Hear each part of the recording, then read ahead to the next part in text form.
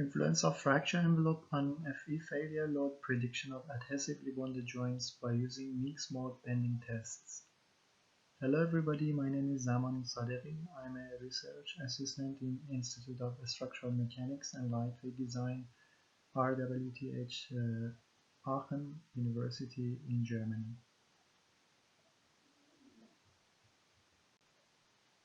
Lightweight design is targeting to achieve three different objectives. First of all, minimizing weight by the material which is used. Secondly, material substitution, for example, sheet metals to composites. And thirdly, hybrid joints. As a result, therefore, a huge demand of adhesive in lightweight design is needed. For example, in every car, in average, 15 kg adhesive is used. Consequently, fracture characterization of such joint is of high importance. Since the majority of applications are under mixed mode loading, therefore fracture characterization of such joints under mixed mode loading gets more attention. Strain energy release rate by using mixed mode loading tests. The mixed mode loading tests were achieved by carrying out double cantilever beam tests or DCB, and also mixed mode bending tests or MMB tests. So the same geometry of the specimens was considered for both test setups, which would include steel adherents, steel S700 MC with a yield stress of at least 852 megapascal. The adhesive which was used was a two-component epoxy adhesive RLD 2015, which you can see the material property of the adhesive in the table. Three different mixed mode ratios for the MMB tests were considered: 0, 25, 50 and 75%, which is basically the 0 is the test for DCB. And three different adhesive layer thickness was considered in the test's design: 0.35, 0.53 and 1 millimeter. In the present study, two different techniques were employed for determining the strain energy release rate of the adhesive layer. So the first technique which was employed was J-integral contour. As you can see here, the J-integral as a parameter for fracture characterization was introduced by Rice. He developed a closed form relation based on deformation theory of plasticity to consider energy dissipation due to the presence of large-scale plasticity which cannot be captured by linear elastic fracture mechanics. So as you can see that the closed form relation is given here. So here, as you can see that W is the strain energy density, T is the traction vector perpendicular to the integration path, and U is the displacement vector that you can see here also. So the closed form relation for determination of fracture energy or strain energy release rate based on J-integral for mixed mode bending test or MMB tests was previously proposed by Zarado and his colleagues, which was successfully employed for composite delamination, and it was employed in the present work for fracture characterization of adhesive layer under mixed mode bending tests. The other technique which was employed in the present work for determination of strain energy release rate in the adhesive layer was equivalent crack length method. This method is basically based on the equivalent flexural modulus and equivalent crack lengths. It has two main advantages in comparison with other classical methods. The first advantage is basically it is proved to be able to capture the nonlinear effects which is formed in front of the crack tip, and secondly, it's not dependent of monitoring the crack length. So that's basically a big advantage in comparison to other classical methods for measuring fracture energy, such as corrected beam theory or compliance calibration method, which all of them have some limitations, such as difficulty of detecting the fracture process zone around of the crack tip or monitoring the crack growth in the propagation process. Since the mixed mode bending test or MMB test, which is basically combination of two different test setups, DCB and also ENF tests. So a new formulation for measuring fracture energy based on equivalent crack lengths was developed specifically for mixed mode bending test, which is given here. To validate the determined strain energy release rates based on the different techniques which was previously discussed, single lap joint specimens were tested and also modeled with two different techniques. First technique which was employed was cohesive element. In fact, cohesive elements were used to model the behavior of adhesive layer in the single lap joint under fracture process. And second approach was self space cohesive, which was basically modeling the interface between the upper adherent and adhesive layer and also lower adherent with adhesive layer.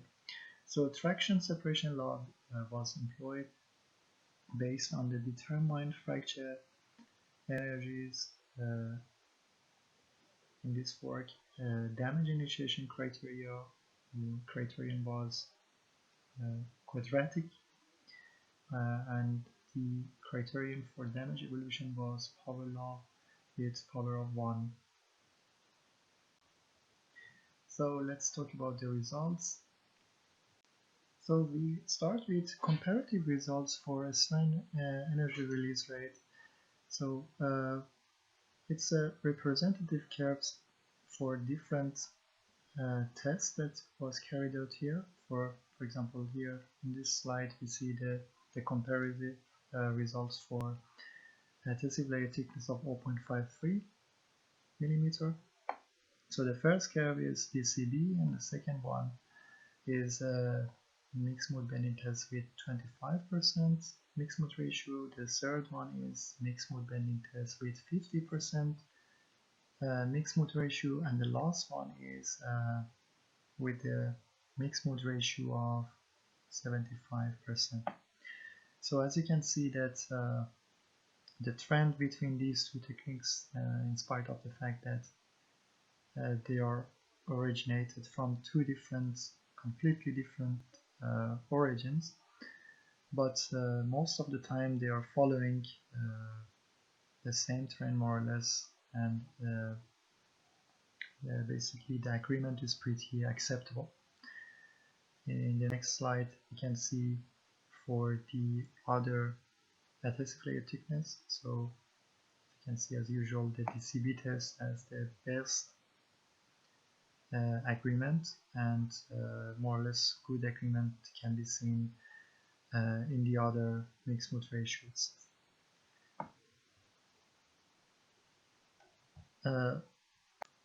Later fracture envelope of the adhesive was developed by using Benzeggagh-Kenane criterion, as you can see here. For example, here for the thickness of 0.35 millimeter. The fracture envelope is shown here. You can see it starts from DCB test and also mixed mobility test 0.25, 50% and 75% for two different methods which was employed in the present work. So because in this present work no tests were carried out on the pure mode 2, based on the above mentioned criterion, the corresponding mode 2 values were extrapolated, as you can see here, based on Benzeggagh-Kenane criterion. So at the end, as you can see in the table, for any individual adhesive thickness, one can have such a curve based on fracture energy mode 1 and fracture energy mode 2. Also, consequently, we can see the same fracture envelope developed by the same criterion for adhesive thickness of 1 mm here, and the corresponding fracture energy for mode 2 values, which was again extrapolated based on the developed fracture envelope, and also the corresponding table for fracture energy on the mode 1 and mode 2 for this adhesive thickness. So the comparison of these two fracture envelopes basically is showing that adhesive thickness plays a very important role in determination of strain energy release rate of the adhesive layer, and it proves basically that the strain energy release rate is somehow dependent on the adhesive layer thickness due to different reasons. As it was previously discussed, single lap joints were also produced and tested under tensile tests with different adhesive layer thickness in order to test the accuracy of the determined fracture energies for the adhesive layer based on different mixed mode ratios. So therefore, two different adhesive layer thickness 0.2 and 0.9 millimeter were considered for the single lap joint specimens, and the specimens were tested under tensile loading. So as you can see in the picture, the test was monitored by a RAMI system in order to record the local deformation of the single lap joint tests. So all of the failure of the adhesive layer in the single lap joint specimens were reported to be a cohesive failure, which was always basically the fracture was happened in the interface layer between the adhesive and the adherent.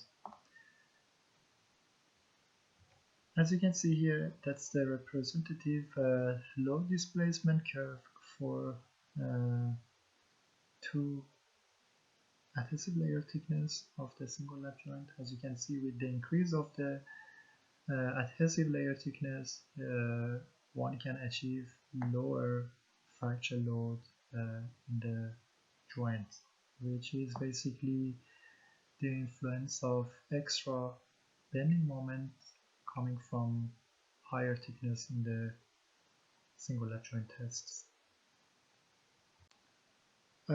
In this slide, we can see the results for modeling failure behavior of single lap joint with adhesive layer thickness of 0.2 millimeter, which is basically modeled from the properties achieved by the adhesive layer thickness of 0.35 millimeter. So as you can see that as you can see in the slide, that's in the left side of the slide, you can see the results, which is based on modeling with cohesive elements, and on the right side of the slide you can see the results based on self-space cohesive model.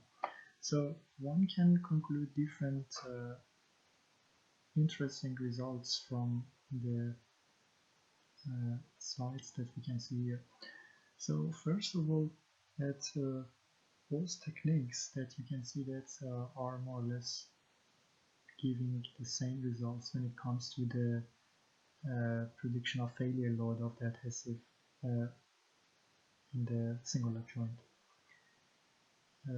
So basically there is not a big difference for modeling the fracture behavior. So the other interesting result is that in spite of the differences that we observed in the fracture envelope, which was developed by either of these methods, equivalent crack lengths and J-integral methods, you can see that for either of the FE techniques which is employed here, both of these techniques, in spite of different fracture envelope that we observe, they both lead to the same results almost. You can see it here also. It shows that here this difference basically, or minor difference in the fracture envelope, doesn't make a big difference in failure prediction of singular joints.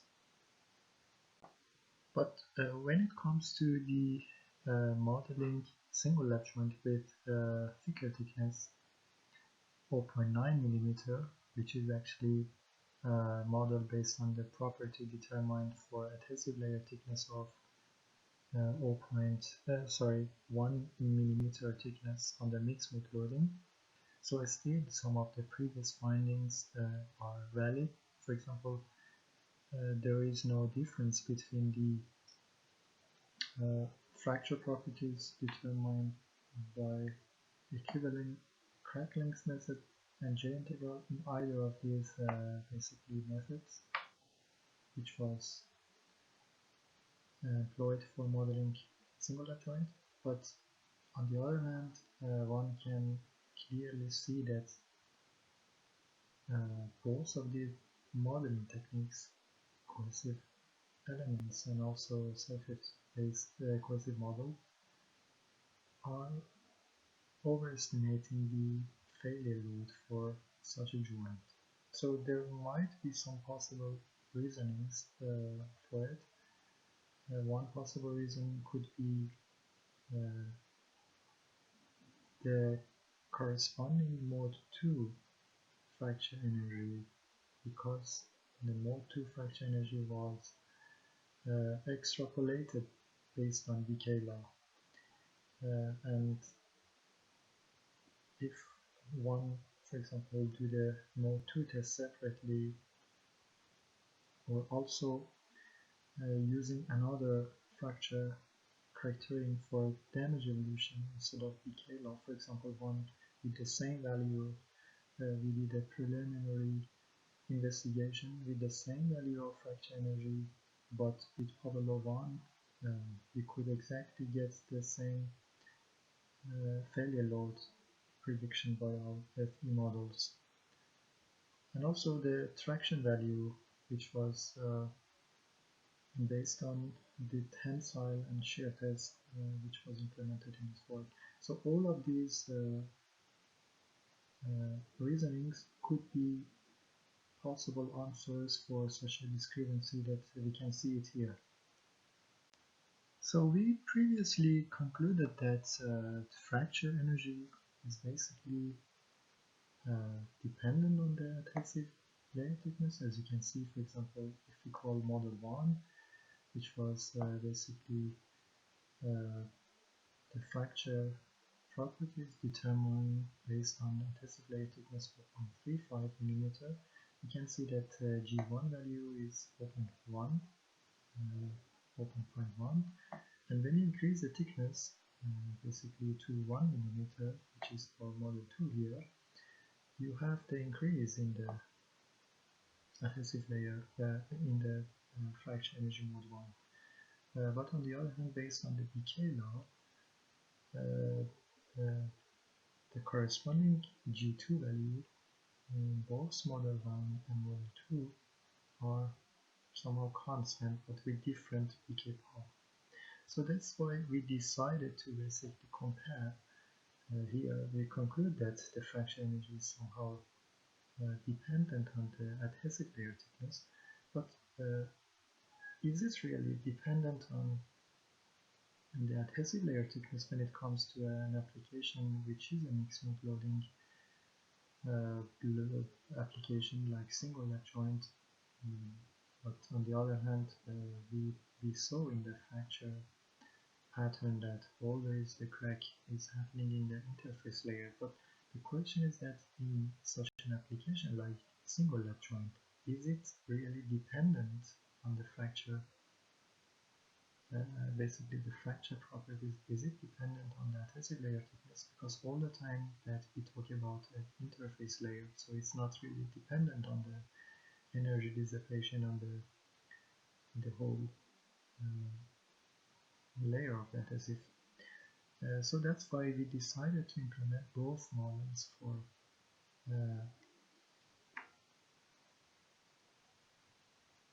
single lap joint widths 0.2 millimeter and also 0.9 millimeter. And as you can see here, that here both simulations show that for single lap joint, because of the reasons that we just talked about it, it's not really relevant to the adhesive layer thickness. So you see that both of the models are basically lead to the same or more or less the same results. So we can conclude that for modeling single lap joint with some certain mixed mode ratio, that it's not really dependent on the fracture energy for varying thickness. So I mean both thicknesses, the properties of both thicknesses, we can see that are giving the same result.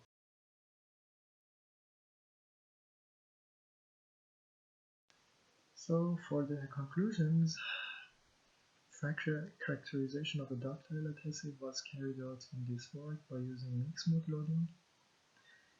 Two different techniques were employed for fracture characterization, namely J-integral and equivalent crack length method. The fracture envelope developed by both methods could predict almost similar results for failure load prediction of single lap joint. It was observed that the fracture properties are dependent on the thickness of the adhesive layer. However, fracture properties for FE modeling for different adhesive thicknesses yield the same failure load prediction for single lap joint. Thank you for your kind attention.